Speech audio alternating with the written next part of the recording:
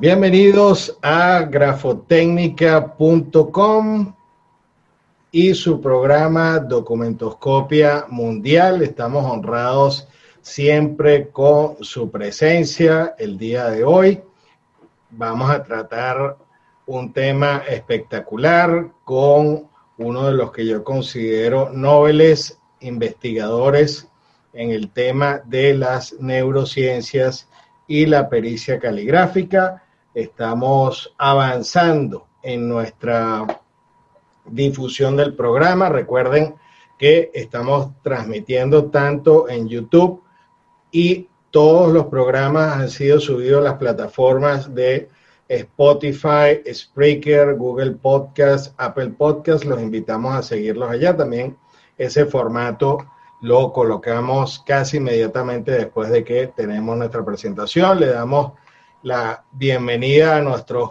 invitados de siempre, Carmen en España, nuestros compañeros, otros colegas en México, Argentina, Brasil, Honduras, Grecia, Turquía.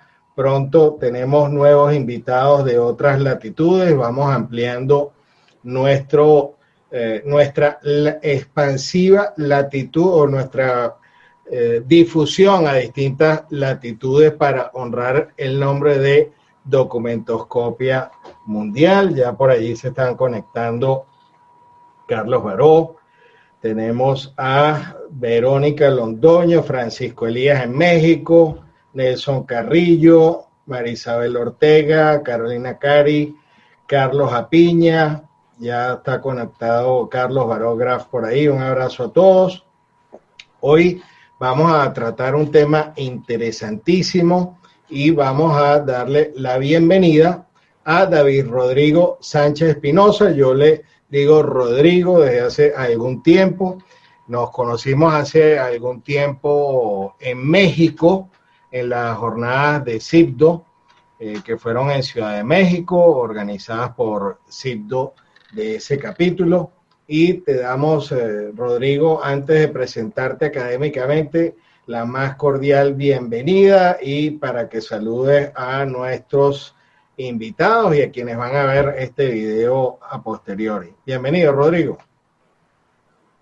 Muchas gracias, maestro Porta. Muchas gracias a todos los que se conectaron al foro. Y para mí pues, es un honor haber recibido la invitación. Sabes que el tema de las neurociencias y de lo que es la pericia caligráfica es un tema sumamente interesante, es un tema de mucha profundidad, es un tema con el cual desde hace mucho tiempo teníamos, si bien es cierto, la afinidad y teníamos la necesidad tal vez, o por lo menos la curiosidad de los profesionales de hace muchos años, ya venían desarrollando los temas, que si las leyes de la escritura,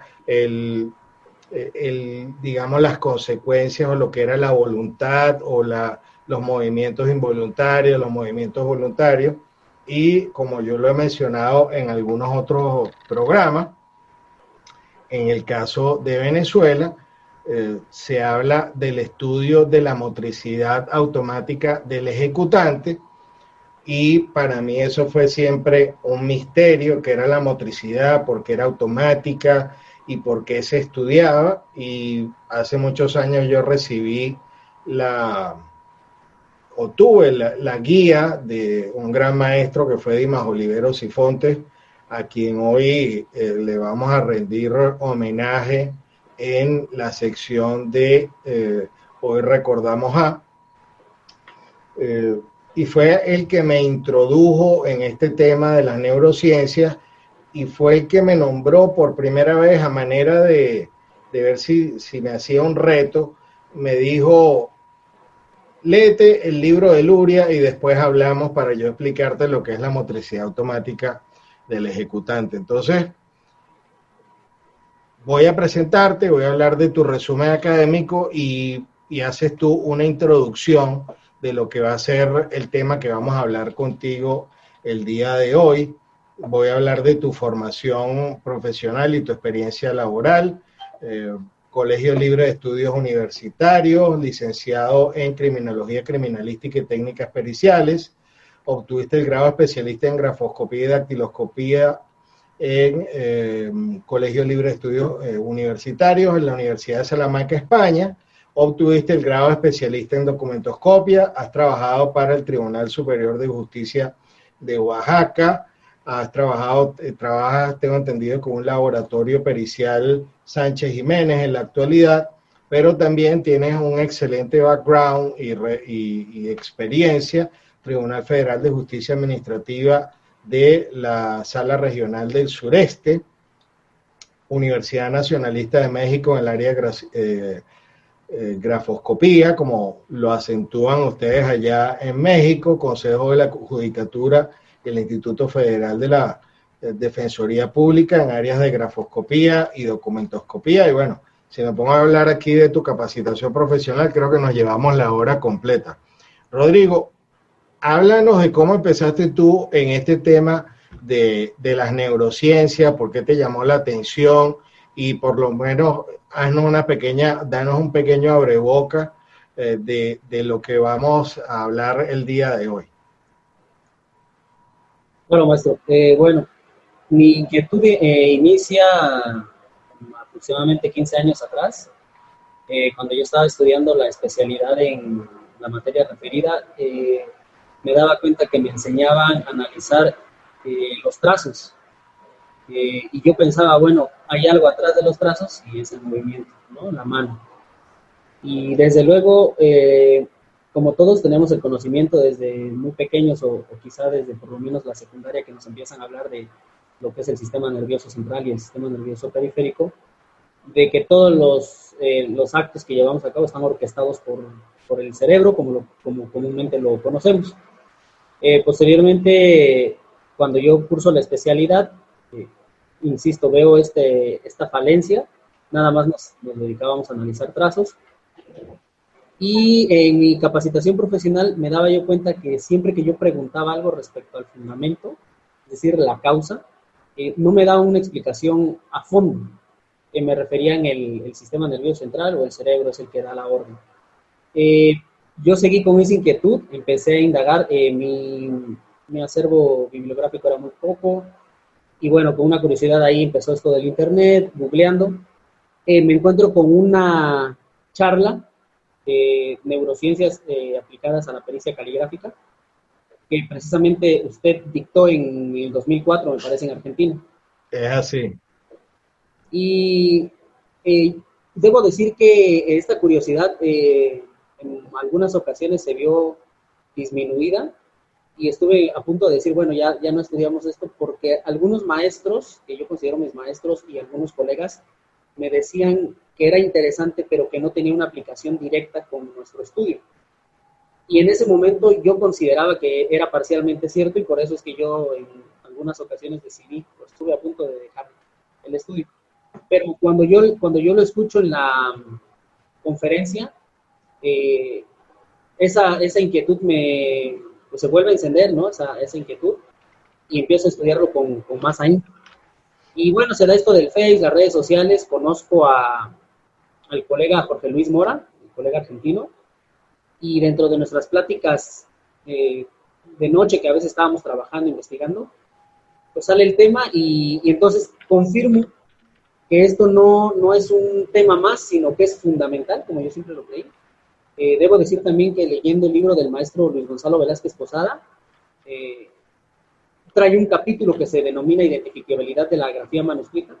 Y bueno, entre otras cosas, estos serían lo fundamental para que yo continuara y no desistiera. Y fue así como empecé ya de manera más profunda a asesorarme con neurólogos y neurofisiólogos. Yo siempre he creído que hay que ir a la causa de las cosas, como bien dice ahí una cita que pueden ustedes ver, me gusta mucho esa cita. Y también siempre he creído que si voy a aprender o quiero aprender del sistema nervioso central, debo de acercarme a los especialistas en ese tema. Y son pues los neurólogos y los neurofisiólogos. Tuve la suerte de conocer en mi estado hay muy pocos profesionales en esa área, pero tuve la suerte de conocer a una doctora que tiene las dos especialidades, neuróloga y neurofisióloga, y con ella iba yo los sábados y le pagaba yo consultas para que me diera clases, bibliografía, traducir textos, y así fue. Ya regresaba yo al próximo sábado y entonces me decía, interpretaste bien esto, ¿no? Primero empezamos como con la anatomía y dónde están dispuestas las configuraciones nerviosas. Ya poco a poco fuimos avanzando y viendo videos del doctor Luis Delgado Reyes, de la Facultad de Medicina de la UNAM. Esa es más o menos la forma en que yo empecé con todo esto. Y tengo entendido que en la actualidad estás desarrollando una bibliografía o está dentro de tus proyectos un libro sobre este tema. Entonces, nosotros hoy tenemos una oportunidad de lujo de poder compartir contigo, de saber a dónde has llegado. Yo recuerdo que al estar estudiando ese primer trabajo que tú nombraste, cuando estuve haciendo los estudios, principalmente ese trabajo de neurociencias aplicadas a la pericia caligráfica, hice, digamos, un resumen de lo que era el trabajo de Luria,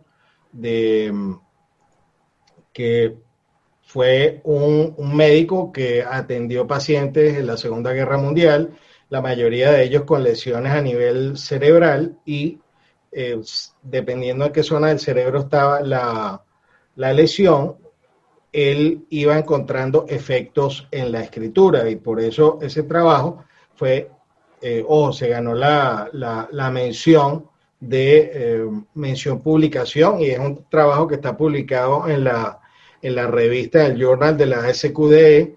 Y después de ese, pienso yo que aunque Luria fue el verdadero conocedor del tema y el verdadero, digamos, el primero que estudia esos efectos de la escritura, ese primer trabajo y esas exposiciones que yo hice en Argentina y después en México dieron lugar a que otras personas como tú se interesaran sobre el tema. También hay muchos otros trabajos que ya existen publicados y que son partes del libro. Está lo que es el trabajo de Linton Mohammed, un gran compañero de la SQD que también ha hecho publicaciones sobre el tema.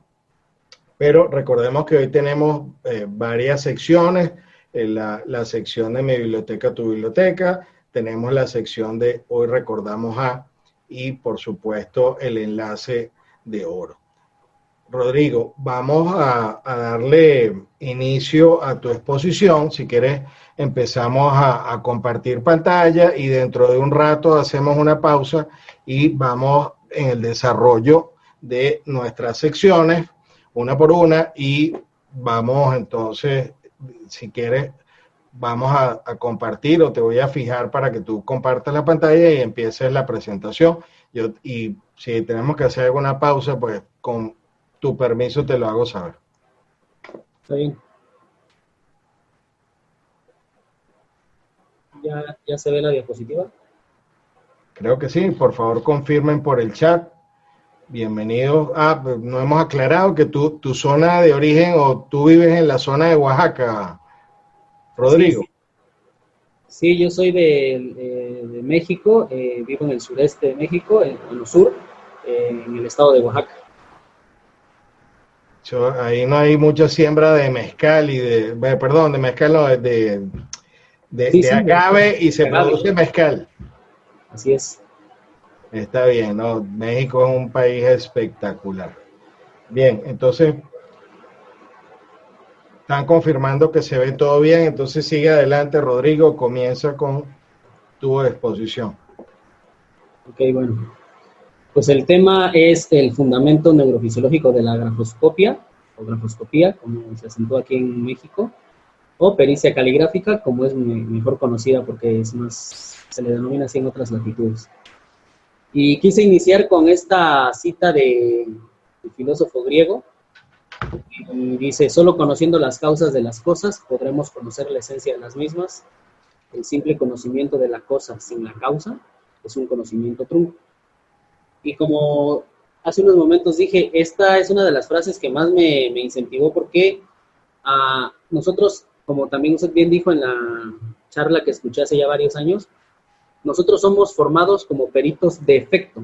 Tengo muy grabado en la mente esa expresión que usted dijo, y yo la comparto totalmente. En ese momento yo estaba estudiando en la universidad y llevaba yo precisamente la clase de grafoscopía, y me enseñaban nada más a analizar los trazos que se veían. En ese momento ni siquiera analizaban movimientos no graficados. Lo único que se limitaban, quienes fueron mis docentes, es enseñarnos en morfología de los trazos que observamos y hacer ciertas comparaciones. Bueno, y la siguiente cita es la de,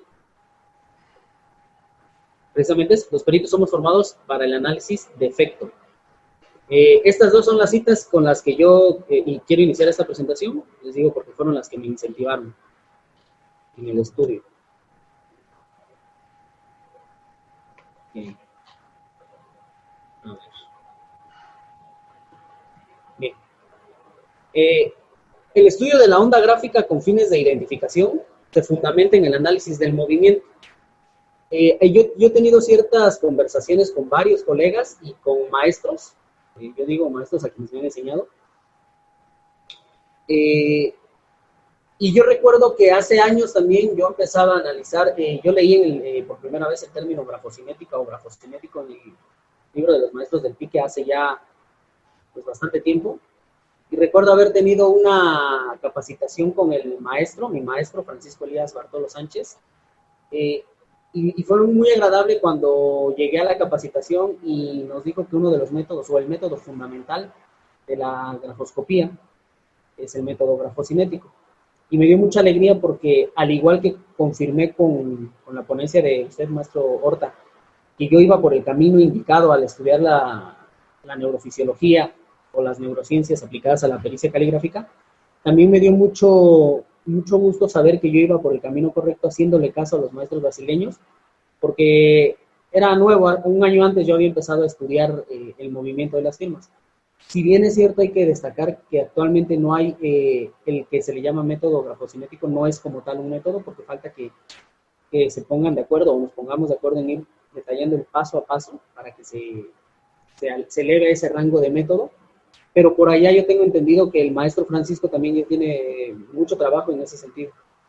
Y bueno, yo estoy convencido que para estudiar la firma o la onda gráfica, la escritura, con resultados certeros, entre otras cosas, es fundamental analizar el movimiento. Lo que llamamos grafocinética, o lo que en otras palabras el maestro José Luis Balbuena Balmaceda llama movimientos graficados y no graficados. Pero aquí viene la primera pregunta que yo me planteo y que creo que muchos de ustedes se han planteado. Estudiar el movimiento es parte esencial. Sin embargo, ¿qué origina el movimiento? ¿Qué es lo que hace posible que realicemos movimientos finos, o lo que se le denomina motricidad fina? Y para la motricidad fina, entiéndase, entre otras cosas, y para los términos que nos atañen, la escritura o la firma, ¿no? Para realizar una escritura o nuestra firma es necesario hacer movimientos finos con la musculatura distal, la más lejana de la médula espinal. Entonces, es cuando yo vuelvo a confirmar que si vamos a estudiar los movimientos, tenemos que irnos al origen de los movimientos, y no es más que el sistema nervioso central, y su medio para conectarlo con los músculos y los usos musculares es el sistema nervioso periférico. Y también quiero mencionar el libro que a mí me abrió los ojos, me abrió el panorama completamente, porque si bien yo tenía estas inquietudes, estaba yo en la nada, que es el libro de Escritura y Cerebro de George Serratriz y Michael Habib, la cual dice: el origen de esta facultad sorprendentemente humana que es la escritura debe de buscarse en las profundidades del cerebro. Y bueno, esto es la introducción, el fundamento o la motivación del por qué inicio con este estudio. Y ya vamos a entrar ahora sí en materia. Bueno, cuando nosotros vamos bueno, antes de entrar ya en materia, quisiera hacer esta última aclaración. Ya lo comenté al inicio, pero bueno, todo lo que voy a exponer es derivado de estudios tutelados por mi amiga, la doctora, la neurofisióloga y neuróloga, por un médico general, actualmente es urgenciólogo, en su momento cuando me estaba apoyando era médico general, por los videos del doctor Luis Delgado Reyes, y pues de la búsqueda de bibliografía y fundamentalmente en el libro de Escritura y Cerebro mencionado anteriormente. Lo que se va a exponer aquí es derivado de esas investigaciones. Si también ustedes gustan, yo les puedo mandar información, links, donde todo lo que se va a decir aquí viene sustentado, sobre todo por el doctor Luis Delgado Reyes y alguna bibliografía en inglés que me proporcionaron los médicos. Bueno, dada la aclaración, empezamos. La intención de firmar o escribir nace en el área motora suplementaria. No obstante, de forma simultánea, el sistema nervioso central comienza a recibir información que más adelante vamos a explicar. Y espero que se vea bien, me parece que sí, yo la veo bien. Estamos viendo en la pantalla una imagen de el diencéfalo, es propiamente dicho, se ve el tronco, el cerebelo y parte del tallo o tronco encefálico. Pero lo que nosotros vemos en colores es el área motora primaria y de color azul es el área premotora. El área premotora se divide o se subdivide en dos áreas. Una que es propiamente el área premotora y la otra que es el área motora suplementaria. Y que es la que se encarga de activar todas las demás estructuras, como decirles, prepárense, porque vamos a firmar o escribir. Cuando nosotros tenemos esa intención, yo siempre pongo un ejemplo.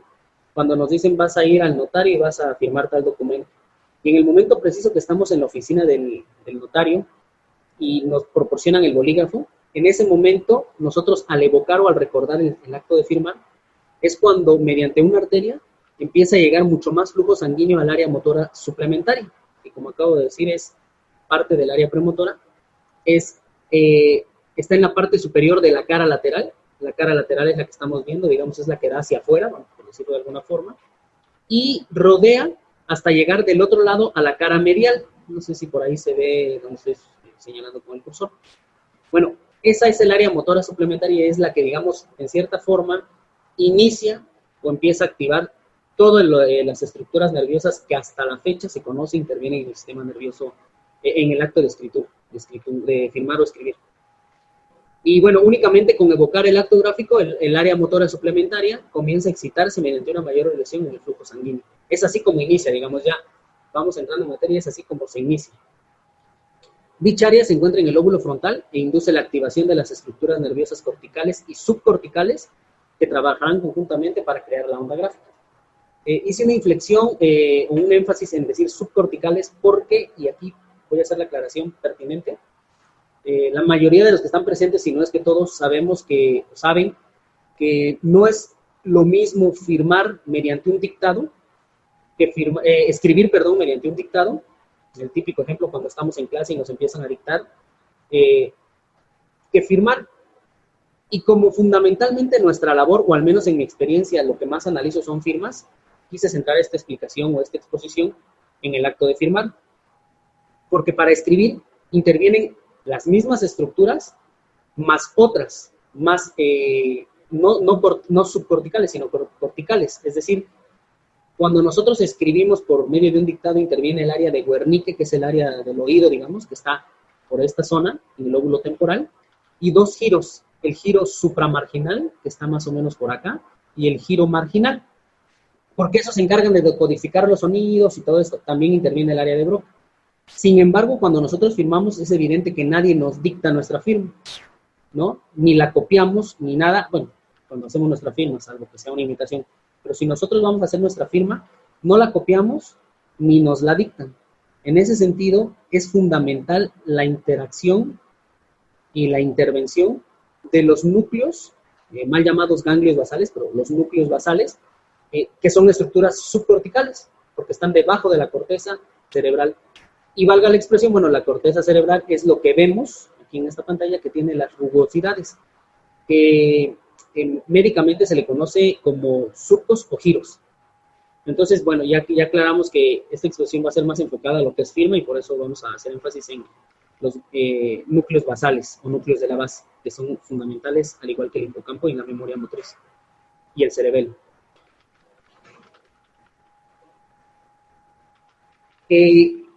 Estuvimos comentando que el área motora suplementaria empieza a recibir irrigación y empieza a decirles a los demás, prepárense. Pero al momento de que nosotros estamos recordando cómo firmamos o estamos preparándonos para firmar, estamos recibiendo estímulos. Estímulos visuales que van a interactuar con la motricidad, estímulos propioceptivos o somestésicos, que en las siguientes láminas voy a explicar. Y toda esa información llega al sistema nervioso central, no solo a un área, ¿no? A varias áreas, dentro de ellas el cerebelo, y llega por medio de aferencias. Las aferencias es la información que va de afuera hacia adentro. Es un poco más técnico, pero para términos que se explique, es así para que nos comprendamos, de afuera hacia adentro. Y las eferencias son las que van del sistema nervioso central en cauce, en caudal, hacia afuera, digamos. Descienden y hacia afuera. Bueno, por medio de las aferencias, que llegan a la información que llega al sistema nervioso central, y por medio del sistema visomanual, nos llega información. ¿Qué información le llega al cerebro o al sistema nervioso central? Bueno, en el sistema visomanual, por medio de las retinas, es decir, el ojo, valga la expresión, los nervios ópticos, en la imagen de acá del medio podemos ver, que hay un corte y se ven los globos oculares y unas pequeñas rayas que son las cintillas. Y bueno, primero entra la luz, se va por los nervios ópticos, por el quiasma óptico. Espero que se esté viendo dónde estoy señalando, la figura que ustedes tienen a su izquierda. El quiasma óptico es esta unión de la bifurcación, digamos, donde se bifurcan. Y bueno, ahí viene corriendo la información, llega al quiasma óptico, pasa por los tractos ópticos, que es como un tracto, un fascículo, un conducto de vías. Llegan a un cuerpo geniculado lateral, que es una parte muy pequeña, un núcleo del tálamo, ahorita vamos a explicar el tálamo, y de ahí se van por las llamadas radiaciones genículo-calcarinas y llegan al área occipital, en específico al área primaria y a secundaria y luego a la primaria. Pero aquí es importante, bueno, se describe cómo nos entra la información. ¿Y qué información? Bueno, pues la hoja de papel. Y generalmente una hoja de papel a veces tiene el espacio donde dice firma, o dice nuestro nombre, o dice protesto mis respetos, o dice atentamente. Ese espacio es en donde nosotros sabemos que debemos firmar. Y esa información nos llega por el sistema visual, como acabo de describir, por todo ese recorrido.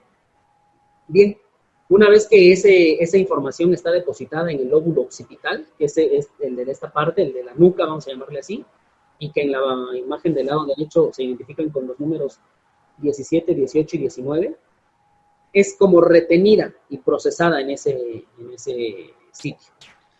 Y ahí tenemos la primera información. ¿Por qué es importante lo que acabamos de referir? Y también aquí voy a hacer un paréntesis, no es propiamente un paréntesis para explicar lo siguiente.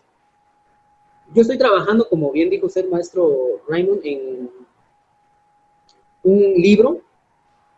Sin embargo, la opinión que usted amablemente me dio y la cual valoro mucho, es muy cierta.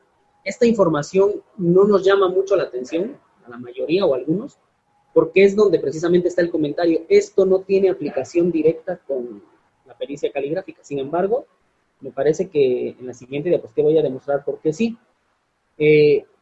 Si nosotros desconocemos cómo es que situamos o ubicamos nuestra firma en determinado espacio gráfico, es decir, si desconocemos todo esto, vamos a seguir siendo peritos de efecto, ¿no? Como usted bien dijo.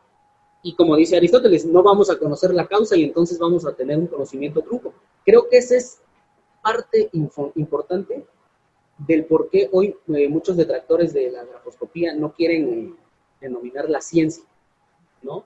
Y con tu permiso, Rodrigo, vamos a lanzar una pregunta para ver si es importante o no.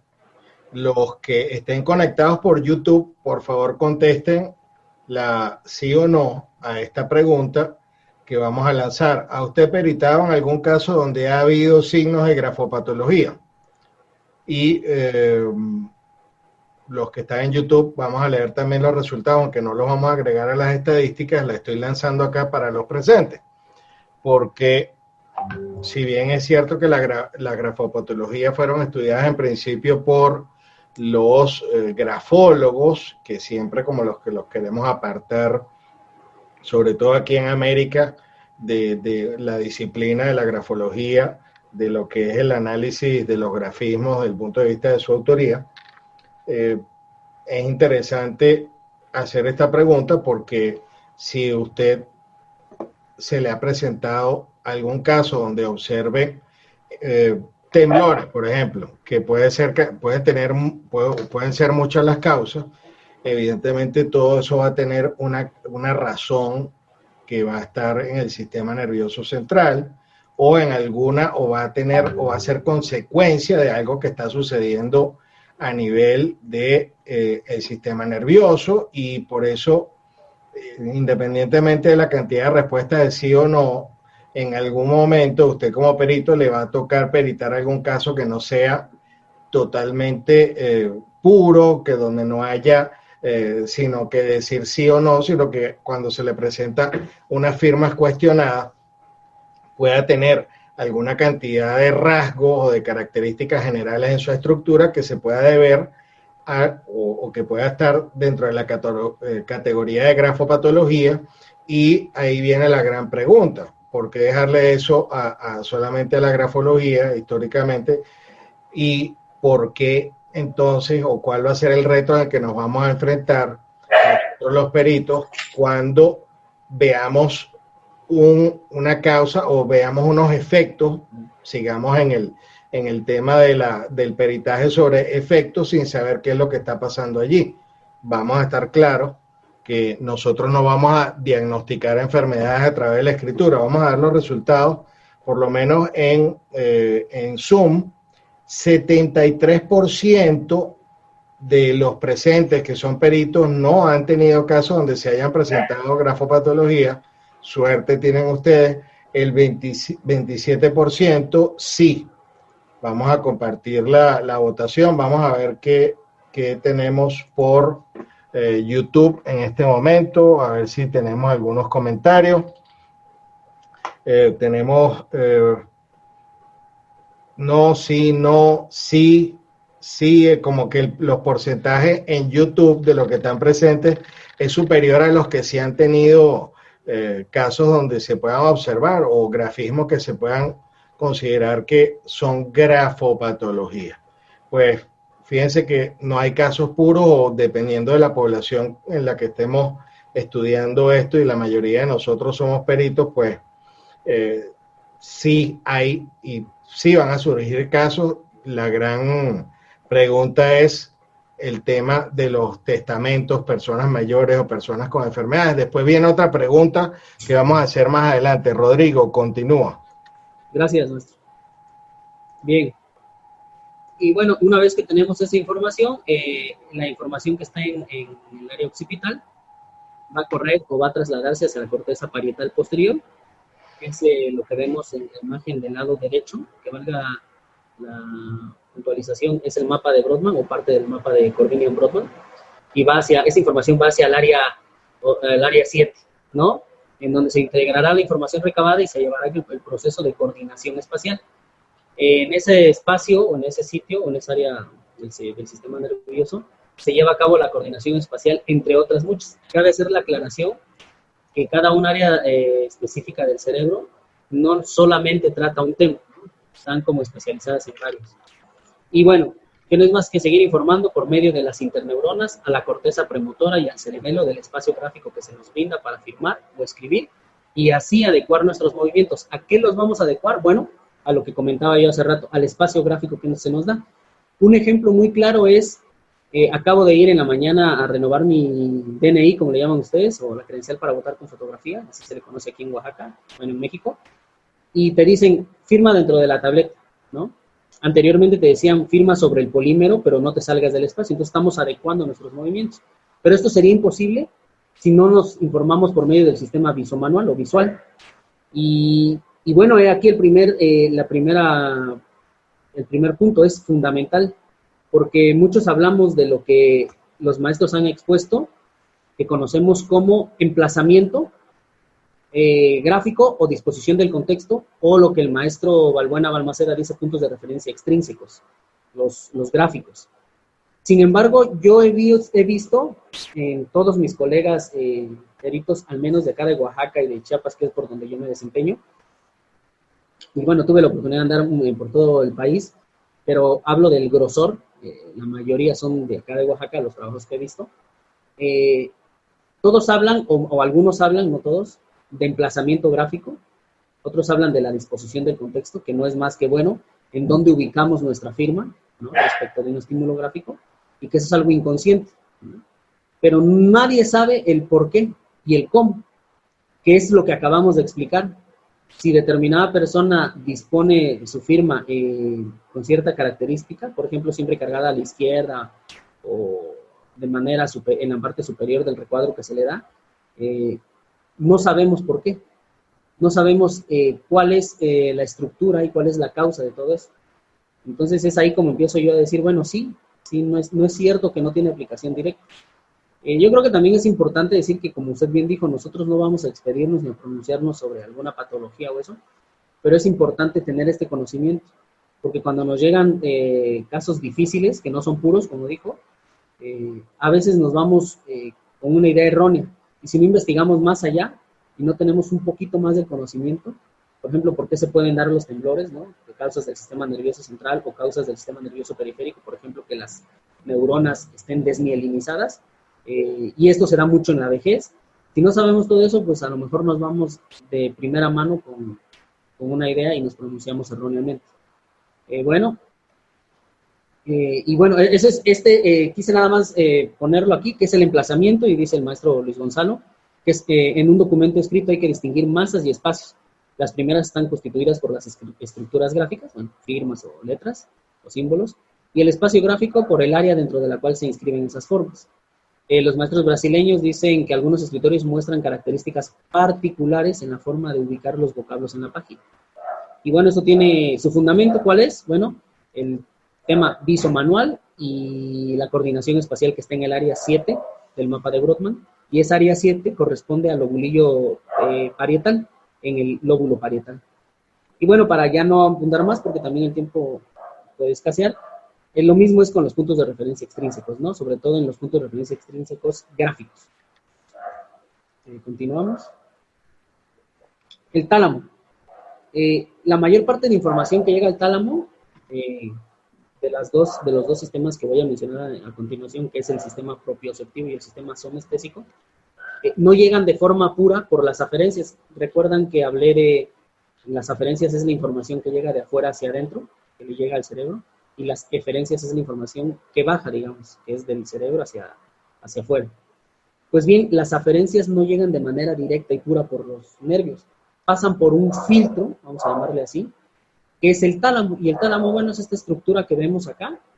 Cabe hacer la mención que esto que vemos acá está como repartido, es un solo tálamo, pero tiene como dos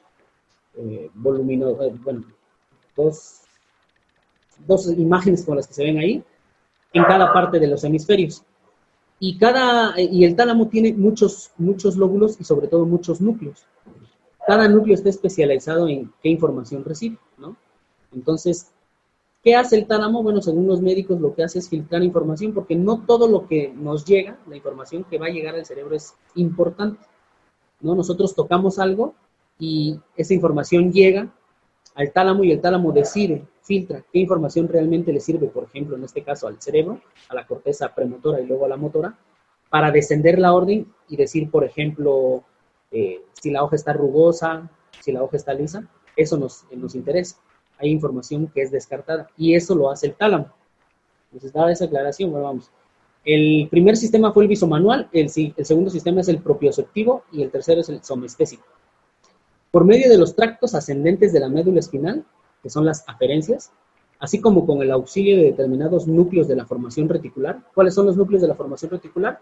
Son pequeñas acumulaciones de neuronas que se encuentran distribuidas en el tallo o tronco encefálico, que se encuentra a la altura de nuestro cuello, un poquito más arriba, y que es la parte que va antes del diencéfalo, de lo que conocemos como cerebro, digamos.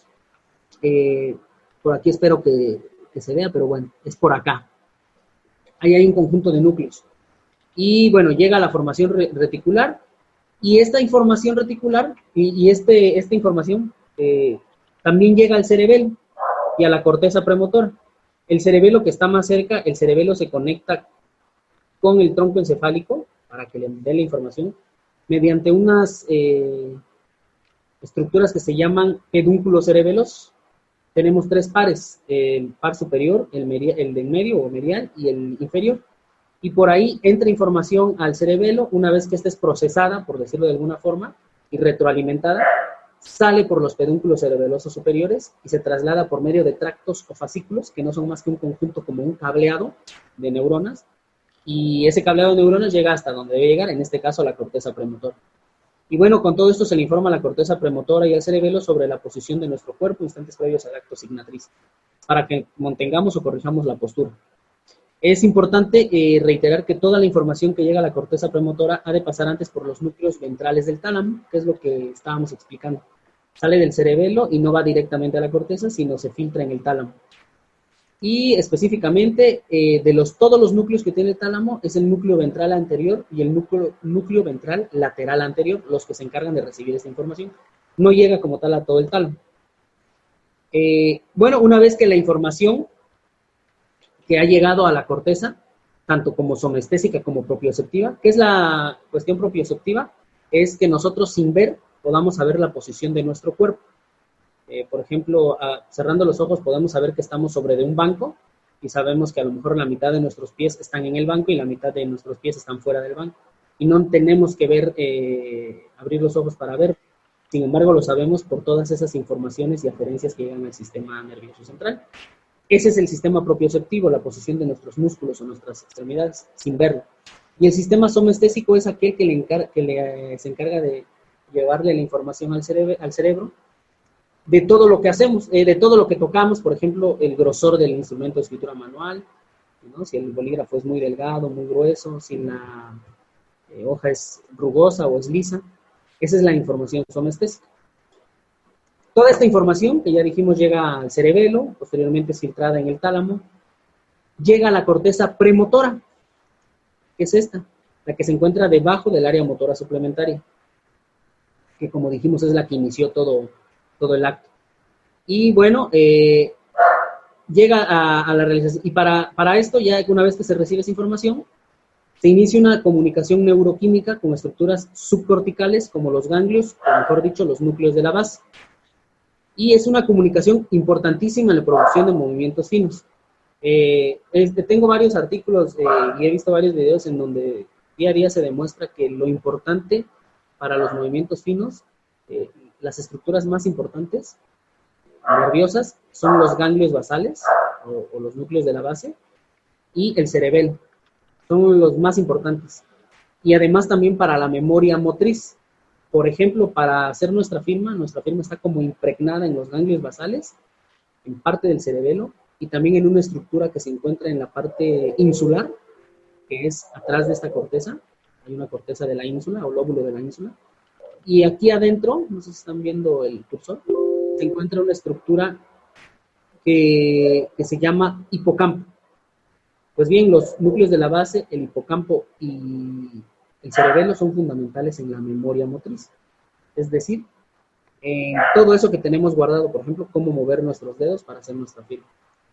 Bueno, al intercambio de la información neuroquímica mencionada, como se le conoce como circuitos motores, y a continuación se explica. Antes de explicarlos, me gustaría decir que los circuitos motores, como dices, un vaivén de neurotransmisores, y con estos es posible que se dé la motricidad fina.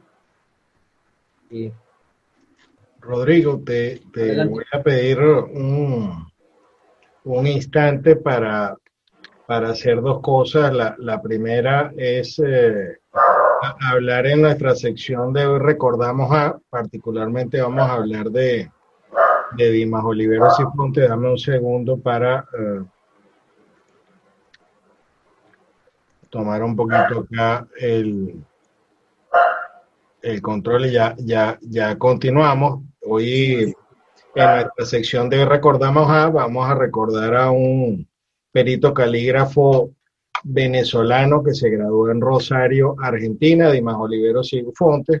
Fue el autor del Manual de Criminalística y particularmente hoy es importante, vamos a ver si yo puedo compartir mi pantalla un segundo.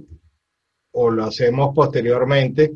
En este manual de criminalística, el doctor Dimas define el concepto de motricidad automática del ejecutante y voy a leer brevemente un párrafo del mismo, particularmente en lo que respecta a la autoría de un escrito o firma. El especialista concluye en base al estudio que hace aquellas peculiaridades que responden a la motricidad automática del ejecutante. La base en la cual reposa toda conclusión de autoría se refiere a la evaluación que hace el perito de aquellas características que se repiten en forma reiterada en el grafismo, que dependen exclusivamente de la manera individual de mover los músculos por acción combinada de movimientos de flexión, extensión y rotación, que imprime al trazo manuscrito las características de individualidad.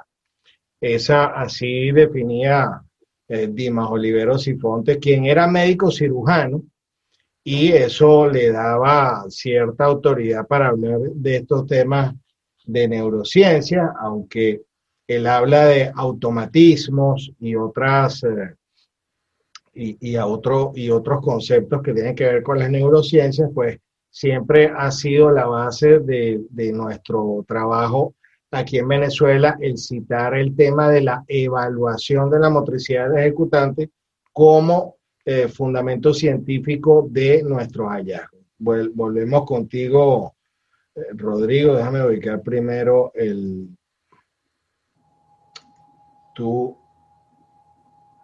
un segundo, que a veces se cambian estas configuraciones y se hace. Déjame ubicarte dentro de las pantallas. Ya. Un segundo. Bien, volvemos contigo, Rodrigo. Gracias. Antes de hablar, porque explicar los circuitos motores son dos, uno corto y uno largo, si no complejo, es bastante largo, van y vienen entre muchas estructuras, pero bueno, antes de eso, de mencionarlos, quise hacer esta diapositiva a efecto de nuevamente ver que sí tiene una relación directa todo el tema de la neurofisiología con la aplicación de la pericia caligráfica. Cada inflexión característica, cambio de movimiento y velocidad, en donde también interviene el cerebelo, en determinado punto del trazado que conforma la firma o escritura, es resultado de un movimiento muscular imperceptible, pero que fue generado por los programas o circuitos motores que enseguida se mencionan. Y en la imagen señalé un pequeño movimiento que se ve fácilmente, y ese es un asunto que tuve hace algún tiempo, en donde todas las firmas presentaban vamos a poner como trazo recto, aun cuando venía para ser curvo, ¿no? Todas las firmas la presentaban. Variaban en algunas otras cuestiones, pero en esto siempre se presentaban, siempre, de todas las firmas. Y bueno, esto pues, en mi opinión no puede ser imitado, ese movimiento con tanta espontaneidad. Entonces, yo estoy convencido que esto es lo importante. Si nosotros sabemos, por ejemplo, identificar este tipo de inflexiones, entre otras cosas, claro está, pero sabemos esto por qué se da, sabemos que es parte de unos programas motores y movimientos musculares muy pequeños, podemos tener mayor certeza en nuestro trabajo y en la opinión que brindamos. Sabes que te quería comentar que de los trabajos de neurociencia que a los que hace referencia Luria y otros autores, hay un tema que a mí siempre me ha gustado, que es el concepto de melodía cinética. La melodía cinética es la que se logra porque mientras estamos desarrollando el sistema psicomotor, cada movimiento se va aprendiendo por separado y se llama melodía cinética a la concatenación de esos movimientos. Para hacerles un poquito la referencia rápida a lo que es la melodía cinética, un niño cuando está aprendiendo a caminar da un primer paso, luego lentamente va a dar el otro. La melodía cinética se logra cuando se logra la combinación o la alternabilidad de cada paso de una manera armónica. Es decir, que es la concatenación de movimientos distintos que tienen que ver con el cuerpo. Sigue, Rodrigo. Gracias por el comentario, maestro, porque esto me da pie, antes del circuito motor, hablar de, hay un tema que nosotros conocemos y que viene en algunos libros que se llama ritmo gráfico, y que habla de gruesos y perfiles. Y el ritmo gráfico tiene precisamente, como usted comenta, su fundamento en la melodía cinética. Y la melodía cinética tiene su fundamento en el cerebelo, porque el cerebelo es la estructura nerviosa que se encarga de determinar con qué velocidad, es decir, más veloz, menos veloz, hacemos nuestros movimientos. Desde luego que todo lo que es neurofisiología no es solo un órgano o una estructura, es una sinergia entre varias, pero la parte fundamental para determinar velocidad y para fines prácticos, como nuestro tema es, por ejemplo, con qué velocidad hago un trazo y con qué hago el otro, que van seguidos, es el cerebelo. Desde luego que como les dije, tiene relación a otras estructuras, como por ejemplo el hipocampo y los núcleos basales, que es ahí donde una vez que se aprenden estos movimientos y se determina la velocidad, queda guardada en la memoria, ¿no? A largo plazo, este conjunto de movimientos, como se bien dijo, primero da un paso el bebé, luego da otro y después lo integra. Toda esa integración va quedando guardada en el hipocampo y en los ganglios basales, pero la velocidad la determinó la velocidad de la melodía cinética, que da lugar al ritmo gráfico y que da lugar a gruesos y perfiles, que es lo que nosotros vemos, o el efecto de todo lo que estamos hablando, es el cerebelo. Entonces, gracias, maestro, porque, por ejemplo, ahí está la aplicación práctica y totalmente cierta, aunque algunos peritos dicen que no tiene aplicación, y de hecho a mí me han tildado aquí en mi estado de que estoy mal, ¿no? Pero bueno, creo que cada día se va avanzando y vemos que sí. El circuito motor corto, yo voy a, aquí no quiero leerlo, hay unas imágenes, porque además ya el tiempo, creo que ya son 4:50, 4:55, y todavía faltan algunas láminas que dan un detalle mejor de la exposición. Entonces, hay un circuito motor corto, que es ese circuito, bueno, es neurotransmisores que bajan de la corteza, pasan por ganglios basales, que es el putamen, núcleo caudado, globo pálido medial, van al tálamo, a ciertos núcleos del tálamo, y regresan a la corteza. Y no es más que dos circuitos, uno que hace más vaivenes, va y regresa a ciertas estructuras, y que ese es el largo, y el corto. Uno es excitatorio y otro es inhibitorio, es decir, uno produce movimientos o da lugar a movimientos y el otro los corta, por decirlo de alguna forma muy sencilla. Como sabemos, el cerebelo también proporciona información por demás importante para la correcta ejecución de firmas de escrituras, ya que tanto cerebelo como núcleos de la formación reticular, que son los que se encuentran distribuidos en el tallo encefálico, y la sustancia negra, que está en el mesencéfalo. El mesencéfalo es una estructura que se encuentra por acá, en la parte superior del tallo encefálico, forman parte de las estructuras nerviosas imprescindibles en los procesos motrices. Valga la expresión o valga la aclaración también, por ejemplo, los temas de Parkinson no siempre, les digo, y además no soy médico, pero tengo entendido que tienen que ver a veces con la sustancia negra, por ahí tiene que ver con algunos temblores. Ahora, y como también hemos explicado, son los pedúnculos cerebelosos los que se encargan de que entre el cerebelo y las demás partes del sistema nervioso existe una comunicación. Recuerden que les hablé de 3 pares de pedúnculos cerebelosos. Son como los canales por los que entra y sale información del cerebelo. La aportación de las configuraciones nerviosas mencionadas también puede ser mediante tractos descendentes. A esto se les llama eferencias, y sin que se comuniquen con la corteza premotora. Es decir, existe una comunicación directa entre cerebelo, sustancia negra y médula espinal que ayuda a corregir posibles errores en la firma o escritura. Esto porque la orden de firmar o escribir baja de la corteza motora primaria, pero a veces baja, digamos, incompleta, y en la parte baja, que es en la médula espinal o sustancia negra, o el cerebelo, puede haber como una corrección para que la firma salga como siempre no sale, ¿no? Una vez que el área premotora, que recuerdan en la otra imagen era la parte azul, tiene toda la información que le llegó del sistema propioceptivo, del sistema visomanual, del sistema somestésico, de lo que retribuyó el cerebelo. Una vez que llega toda esa información a la corteza premotora, que recuerden, antes de eso pasó por el tálamo, a excepción, bueno, no, perdón, también el sistema visomotor. Toda la información primero pasó por el tálamo y ahora sí, llega al área premotora y del área premotora es trasladada por interneuronas, por un cableado, digamos, al área o corteza motora primaria. Y es entonces que la orden de firmar o escribir desciende de esta zona, de esta área motora primaria, por medio de un conocido tracto córtico-espinal o fascículo córtico-espinal. Tracto y fascículo son sinónimos hasta donde yo sé, como el cableado, ¿no? Lo que se ve en esta imagen del lado izquierdo. Y baja esa información de la corteza motora primaria, o área 4 en el mapa de Brodmann, hacia la médula espinal. Dice, no obstante, y toda vez que el proceso que se aborda es complicado sobremanera, la orden, al ir descendiendo, puede adquirir información del cerebelo, que es lo que explicábamos en la otra lámina, ¿no?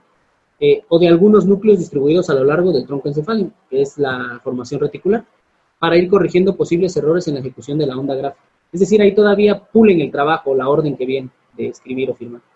Es importante mencionar que la información que ahora desciende y la cual lleva la información necesaria para el acto escritural, ya no pasa por el tálamo, sino que desciende por la cápsula interna, que es como otro espacio, vamos, que pasa cerca del tálamo. Pero la información que desciende ya no es filtrada como si la que asciende. Y bueno, tenemos dos imágenes, las dos son de lo mismo, nada más que dibujos diferentes, de cómo desciende la información hasta la médula espinal, que es donde ya se encuentran las motoneuronas, que son las que se encargan de dar la información a los usos musculares, es decir, de inervar, de darle los como toques a los músculos para que se muevan. Aquí también es otra lámina en donde se explica cómo si la neurofisiología tiene una aplicación directa en lo que vemos como escritura. Cada cambio en la presión efectiva, lo que muchos peritos denominan presión muscular, que si bien ustedes saben, yo por ahí estuve viendo ahorita que está conectado pura gente que sabe, digamos, puros maestros o peritos ya de tiempo. La presión efectiva es lo que nosotros estudiamos realmente cuando vemos el trazado, no los surcos, porque la presión muscular incluye otros 3 tópicos, bueno, según esto de acuerdo con el maestro Luis Gonzalo. Bueno, cada cambio en la presión efectiva del trazado que conforma la firma de escritura es determinado por el núcleo caudado que forma parte del cuerpo estriado. La imagen que vemos a la izquierda nos señala lo que es el núcleo caudado, que es esta, y todo esto es el cuerpo estriado, y todos estos son partes de los ganglios basales, parte porque además también se considera, algunos neurofisiólogos consideran a la sustancia negra como parte de los ganglios basales. Pero bueno, estos serían en esencia los ganglios basales y este es el núcleo caudado. Este núcleo caudado o cuerpo caudado es el que determina con qué fuerza hacemos nuestros movimientos. No solo para la escritura, por ejemplo, determina con qué fuerza vamos a patear un balón, ¿no? Y es lo mismo. Este órgano es el que fundamentalmente, más no es el único, determina qué fuerza ejercemos con la punta del bolígrafo sobre el papel, o el soporte, en cada trazo. Entonces, cuando hablemos de presión efectiva, sabemos que la causa de esta presión efectiva sería el núcleo caudado, que es parte del cuerpo estriado, y que el cuerpo estriado es parte de los ganglios basales.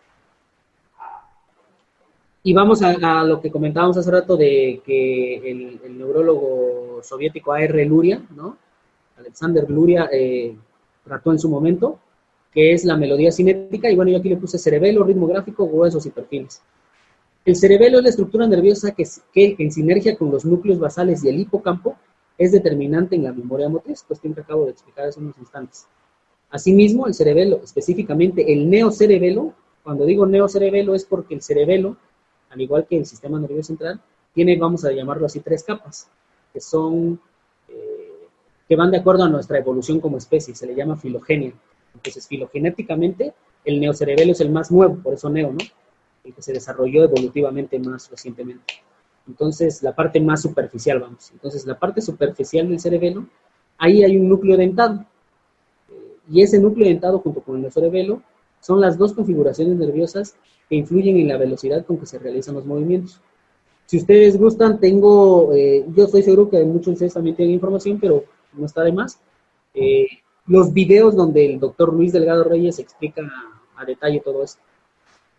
Bueno, ¿cómo se comunica el cerebelo con la corteza motora? Por medio de las fibras que bajan del área motora suplementaria a los núcleos continuos, que son los núcleos que se encuentran en el tallo encefálico distribuidos, para regresar y adentrarse al neocerebelo y enseguida al núcleo dentado, para posteriormente subir al tálamo y, como dije, ser filtrados y finalmente regresar a la corteza premotora ya con la información de con qué velocidad vamos a hacer cada uno de los trazos.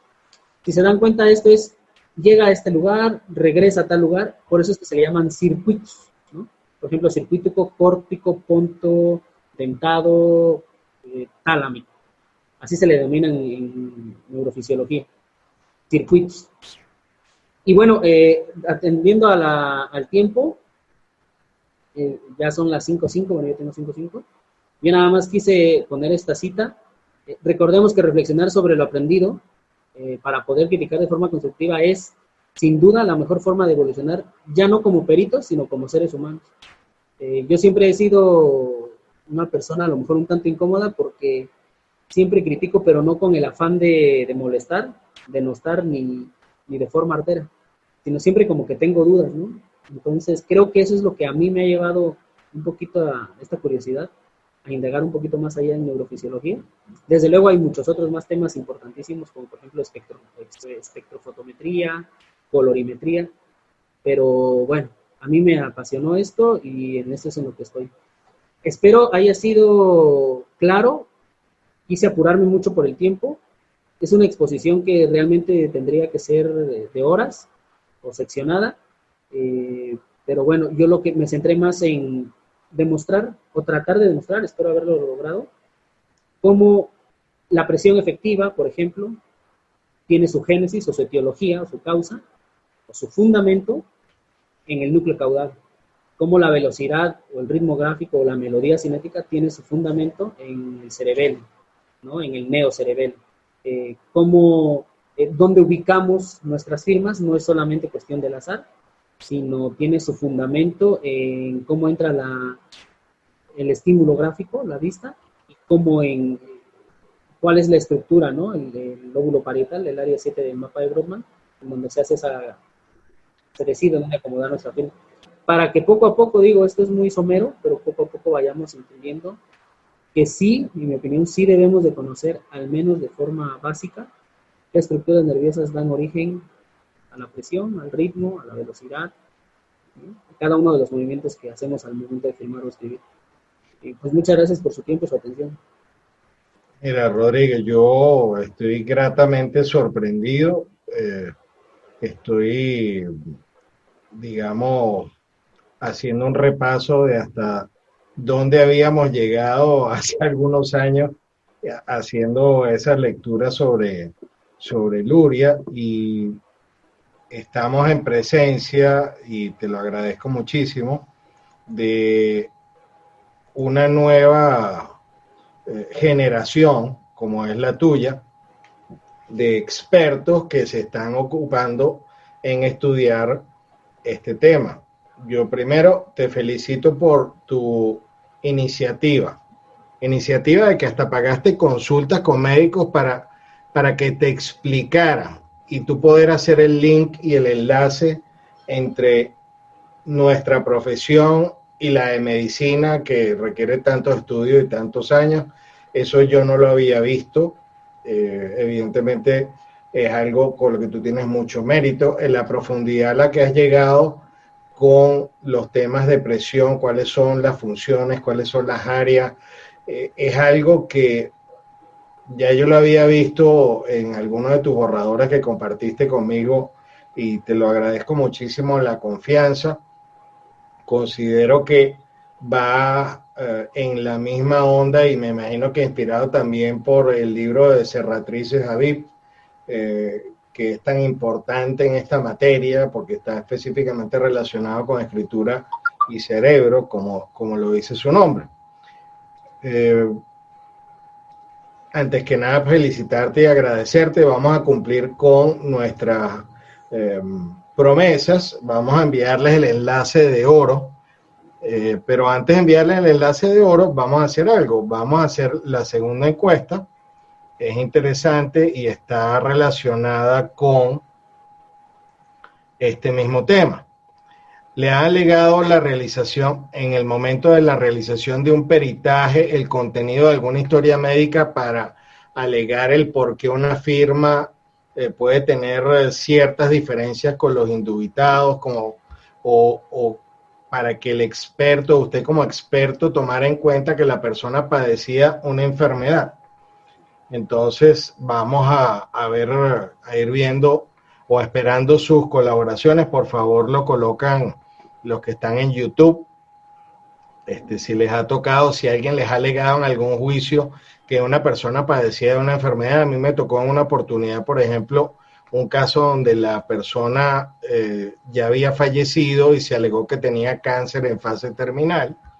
Y conozco otros casos donde han llevado la historia médica para que los peritos en documentos tomen en cuenta el estado de salud de la persona en el momento de la ejecución de la firma. Voy a, mientras vemos los resultados, voy a compartir el enlace de oro. El enlace de oro es el enlace, ya lo voy a compartir en YouTube, el enlace para que vean y puedan adquirir el libro de Luria en Amazon.com. Lo ubicamos y ya lo estamos compartiendo. Vamos a hacerlo ahora en YouTube. El libro de Luria se llama The Working Brain. Les tengo una sugerencia. Ahí, si ustedes ven el costo del libro, hay uno que es de tapa dura de $900. Les sugiero la versión de tapa blanda que cuesta $15. Ya están compartidos los enlaces en ambos grupos, los que están en YouTube y los que están conectados ahorita en Zoom en directo. Vamos a compartir los resultados de la votación. 60% de los peritos consultados y que participan en la encuesta nunca les han alegado una enfermedad o una historia médica, pero hay algo bien importante. En un 40% de los encuestados sí. Yo me agrego a ese 40%, yo no estoy haciendo no estoy participando en la votación, pero a mí sí lo he conocido y sí hay personas que me han venido a alegar el estado de salud, incluso consignan una copia de la historia médica en algunos casos. Esto también ha dado lugar a algunas diatribas judiciales, sobre todo que se ha alegado que los peritos no somos médicos y no podemos entender lo que hay en una historia médica. Yo pienso que también, en caso de duda, usted tiene que hacer como hace Rodrigo, usted se va y le pregunta a una persona que sepa interpretar, por supuesto sin intención de usted caer en ejercicio ilegal de la profesión de la medicina, pero usted tiene que estar al tanto de que es posible que haya alguna razón fisiológica que haya causado algún efecto en la escritura. Por allí recibimos un comentario de nuestro colega Leonardo Peña respecto al doctor Dimas Oliveros y Fontes, a quien citamos hoy en la sección y recordamos que el doctor Dimas Oliveros y Fontes estudió en la Universidad de Berkeley también, en California, y recuerdo que él personalmente me comentó que él fue alumno de Paul Kirk, uno de los grandes autores de la criminalística norteamericana, y por cierto, Paul Kirk decía que una de las disciplinas más difíciles en la criminalística era el análisis de manuscritos y de firmas. Seguimos, aquí estoy recibiendo, Rodrigo, felicitaciones. Vamos a nombrar los países. Ecuador, tenemos gente conectada desde Venezuela, Colombia, Argentina, por allí está... tenemos a varios de nuestros futuros invitados que ya los hemos, por favor chequeen sus cuentas en Instagram. Adriana Silioto, está también la licenciada Feder Müller, por allí le mandamos saludos a ustedes. Y en los que están conectados en YouTube hay otra cantidad de personas, gente de Chihuahua, gente de Mexicali y Baja California, que por cierto tuve la suerte de conocerla hace algunos años, Baja California Sur y algunas partes de Baja California Norte.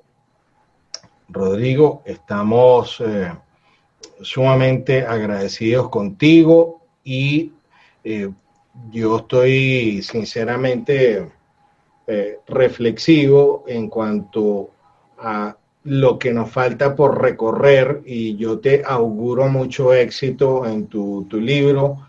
Ha sido un estudio pormenorizado y siento que vas a hacer un aporte muy grande y sobre todo la apertura a que nosotros y los que están encargados de los centros educativos, pues que tienen que ver con formación de peritos, tienen que incorporar este tema como una materia específico. No voy a hablar de tiempos, pero estos son muchas horas, hombre, como tú lo has dicho. Has hecho un trabajo espectacular. El programa, nuestro grupo, nuestro equipo técnico te lo agradece sobremanera y te voy a poner en cámara para que nos des tus últimas reflexiones, tus consejos que siempre son tan útiles por parte de todos nuestros invitados.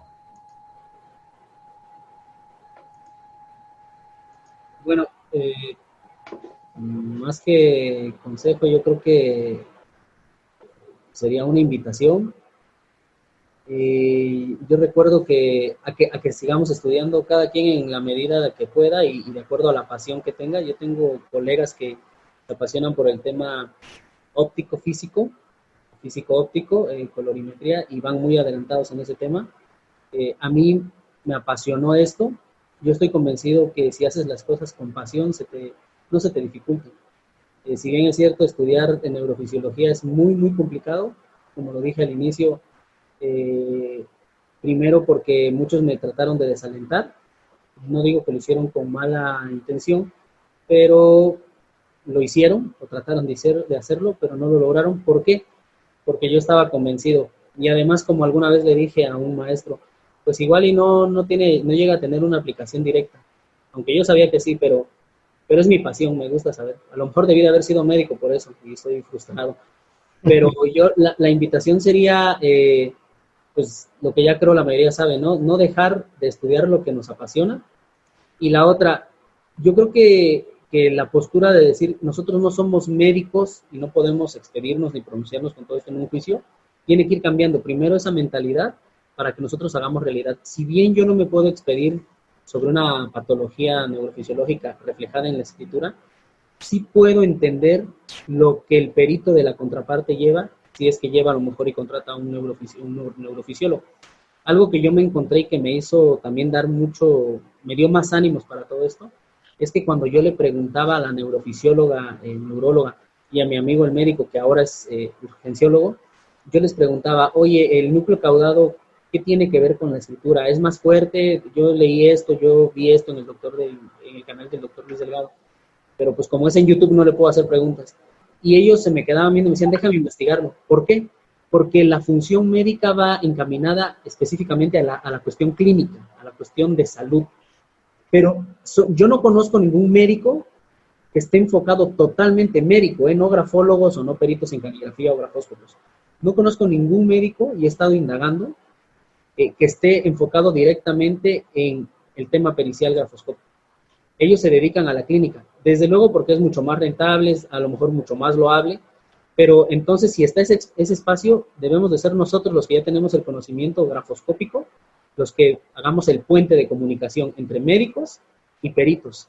Y creo que ahí está una oportunidad muy grande para todos nosotros y para que lo que hoy muchos cuestionan o denostan hasta cierto punto, que es la grafoscopía o pericia caligráfica, se den cuenta que no es cualquier cosa, que nos estamos preparando mucho y que podemos dar muchos resultados muy buenos, aunque no seamos médicos, podemos ser ese vínculo. Nuevamente reiterar mi agradecimiento a todos ustedes por su tiempo. Sé que me fui muy rápido, pero es por cuestiones de tiempo.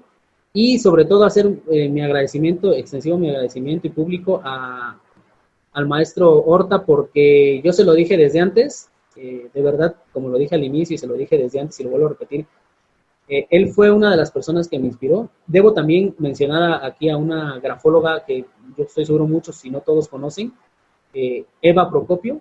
También Eva es una persona que me ha inspirado mucho, mucho, mucho en todo este tema. Ella era de las pocas que me decía, adelante Rodrigo, seguí, así como dicen los argentinos.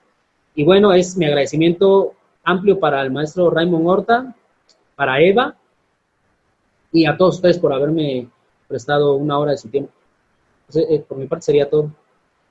De una vez te anuncio que no va a ser pronto porque tenemos en fila muchos invitados, pero lo que vamos a hacer es que vamos a hacer una segunda parte en el futuro, tal vez tú mismo me lo propongas cuando para hacer, digamos, uso de y abuso de tu tiempo para que sigas compartiendo estos temas y nos sigas orientando. Para mí esta es una frontera que tenemos que cruzar nosotros para poder tener y sentir con propiedad. No es lo mismo manejar un avión que tomar clases y saber cómo funciona, porque parte de ser piloto es que te enseñe las funciones del avión. Y esa analogía la utilizo muchísimo, el entender el por qué pasa, por lo menos de lo que tú hablaste hoy del control visomanual. Todos sabemos que si te quitan el control visual, pues va a haber una alteración en las proporciones de la escritura, en las firmas, tal vez menos, pero todos estos temas tienen que ver con nuestro trabajo. En las encuestas del día de hoy me parecen sumamente importantes porque ya estamos en presencia de un gran porcentaje de casos donde se ha hablado de causas médicas o de causas fisiológicas que tienen efectos en la escritura. Y ¿por qué no hablar de ese tema? ¿Cuántos dictámenes periciales pueden estar errados por asumir que la persona tenía salud cuando el cuestionado se ejecutó en circunstancias de enfermedad o de afección del sistema neurológico o el sistema central? ¿Cuántos dictámenes pueden tener un error por no tomar en cuenta estos factores? Pues es una reflexión que dejo aquí el día de hoy. Estamos complacidos. Rodrigo, te felicito.